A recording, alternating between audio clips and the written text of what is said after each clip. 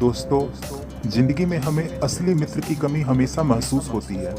जिनके पास real true friends होते हैं उन्हें जिंदगी में कोई तकलीफ नहीं होती, क्योंकि उनके साथ हमेशा उनके दुख बांटने के लिए, उनके साथ खुशी बांटने के लिए कोई ना कोई जरूर होता है। आज की कहानी इसी टॉपिक पर आधारित है। दोस्तों, असली मित्र कौन होता है, इससे रिलेटेड मैं आपको एक कहानी बता रहा हूँ। एक व्यक्ति था, उसके 3 दोस्त थे। एक ऐसा था जिससे वह प्रतिदिन मिलता था। दूसरा दोस्त ऐसा था जिससे वह प्यार करता था अवश्य, पर मिलता था सप्ताह में बहुत कम, 1 या 2 बार मिलता होगा। और तीसरा दोस्त ऐसा था जिससे वो महीनों महीनों के बाद कभी कभार मिला करता था। एक बार उस व्यक्ति पर किसी कारणवश कोर्ट में मुकदमा बन गया। वकील ने उसे कहा, मुकदमा बहुत ही सख्त है, तुम नहीं बच सकते हो, इसलिए तुम्हें कोई ऐसा गवाह लाना पड़ेगा जो कि तुम्हें जानता है और तुम पर लगे आरोपों को गलत समझ सकता है और तुम्हारे फेवर में, तुम्हारे लिए वो गवाही भी दे सकता है। वह व्यक्ति सोच में पड़ गया कि मैं क्या करूं? ऐसा कौन इंसान है जो मुझे जानता है कि मैं निर्दोष हूं? उसे अपने पहले दोस्त का ख्याल आया। वह तुरंत अपने पहले दोस्त के पास गया और उससे बोला कि भाई सुनो, मेरे ऊपर एक केस हो गया, मैं मुकदमे में फंस गया हूँ, मेरे ऊपर तुम चलकर प्लीज मेरे पक्ष में गवाही दे दो। उसके मित्र ने कहा, देखो भाई, तुम्हारे साथ मेरी मित्रता अवश्य है, लेकिन गवाही देने के लिए मैं तुम्हारे साथ नहीं जा सकता हूँ। यह सुनकर वह व्यक्ति बहुत निराश हुआ, बहुत दुखी हुआ।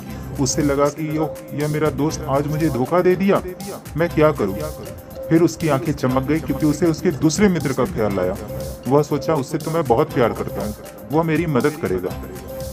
वह अपने दूसरे मित्र का विचार करके उसके पास गया और बोला, भाई सुनो, मैं एक मुकदमे में फंस गया हूँ, प्लीज मेरे फेवर में चलकर गवाही दे दो।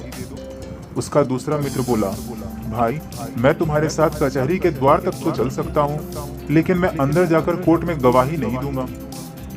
यह सुनकर वह बहुत दुखी हुआ। उससे लगा कि ये क्या है, मैं सबको इतना करता हूँ, इतना केयर करता हूँ, इतना प्यार करता हूँ, लेकिन ये मुझे आज ठुकरा रहे हैं। आज मैं इतनी मुसीबत में हूँ पर कोई मेरे साथ नहीं है। वह बहुत दुखी था। फिर उसे बहुत ही दुखी निराश मन में अपने तीसरे दोस्त का ख्याल आया। उसने सोचा कि वह तो उसे बहुत ही कभी कभार मिलता है, लेकिन फिर भी अंत में सोचा, चलो उसे भी एक बार देख लेता हूँ। वह अपने तीसरे मित्र का ख्याल बहुत ही भारी मन करके उसके पास गया। उसे उम्मीद थी कि वह उसे मना करेगा ही, इसलिए वह निराश था, लेकिन फिर भी जाकर उसने उससे बात की। उसने कहा, भाई, आज मैं बहुत मुसीबत में हूँ, मेरे ऊपर एक मुकदमा हो गया है, मैं क्या करूँ? प्लीज तुम मेरी मदद कर दो। इतना सुनते ही उसके तीसरे मित्र ने जोश में भर के कहा, चिंता क्यों करते हो मित्र, मैं तुम्हारे साथ चलूंगा, मैं तुम्हारे पक्ष में गवाही दूंगा और मैं तुम्हें कुछ भी नहीं होने दूंगा। मैं तुम्हारे साथ हूँ दोस्त, तू बरी हो जाएगा, तू चिंता मत कर। क्या आप जानते हैं वह मित्र कौन है? वह मित्र था उसकी आत्मा। जी हाँ दोस्तों, मेरे इस कहानी का संदेश यही है। वह तीसरा मित्र उसकी आत्मा थी। उसका पहला मित्र कौन था? वह उसका धन था, उसका संपत्ति था, उसका घर था, उसका जमीन था, जिसे वह अपना समझता था और जिनके लिए वह हर दिन हर समय चिंता करता था। अब आप कहेंगे उसके दूसरा मित्र कौन था?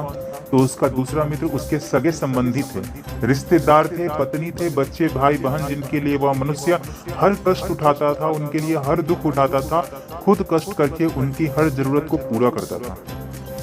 लेकिन उसका तीसरा मित्र है प्रभु प्रेम, शुभ कार्य, कर्म, जो उस प्रभु के प्रेम के कारण किए जाते थे। वही उस मनुष्य की आत्मा थी। दोस्तों, यह कहानी छोटी सी है, पर इसका मैसेज बहुत गंभीर है। दोस्त वो नहीं होते हैं जो रोने पर आते हैं, दोस्त वो होते हैं जो आपको कभी रोने ही नहीं देते।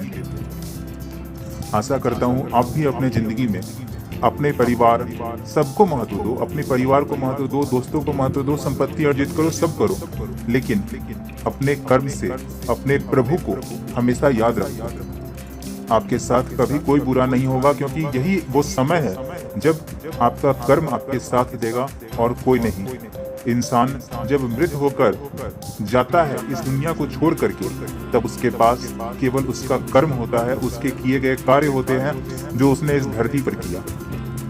दोस्तों, अगर मेरी कहानी आपको अच्छी लगी तो कृपया इसे शेयर करें, लाइक और सब्सक्राइब करें मेरे चैनल को। थैंक यू फ्रेंड्स, धन्यवाद।